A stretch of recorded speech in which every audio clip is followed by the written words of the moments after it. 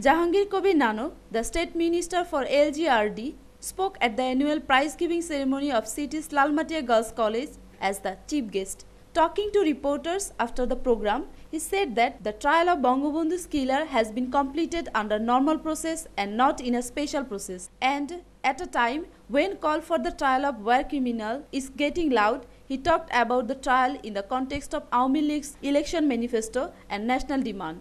এবং যুদ্ধাপরাধীদের বিচার এটি নিয়ে কোনো কারোই বিরোধিতা করা উচিত না। যারা বিরোধিতা করছে তারা আসলে সজ্ঞানে না অজ্ঞানে আমার জানা নাই। তবে যুদ্ধাপরাধীদের বিচার, যুদ্ধাপরাধীরা যে সকল রাজনৈতিক দলের সঙ্গে সংশ্লিষ্ট আছে তাদের রাজনৈতিক স্বাভাবিক কাণ্ডজ্ঞান থেকেই তাদেরও বিচার চাওয়া উচিত। যেহেতু আমাদের নির্বাচনে অঙ্গীকার ছিল এবং এটি জাতীয় দাবি আজকে।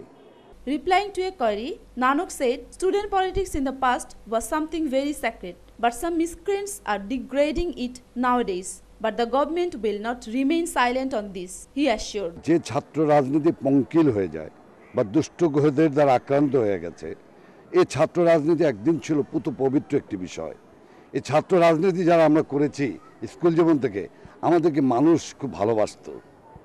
আজকে সেই কিছু দুষ্ট গ্রহ ছাত্র রাজনীতিকে অপবিত্র করছে। In his speech, Nanok put emphasis that the student should be taught the accurate history of country's liberation war. He also said those who distort the history of liberation were intellectual sinners.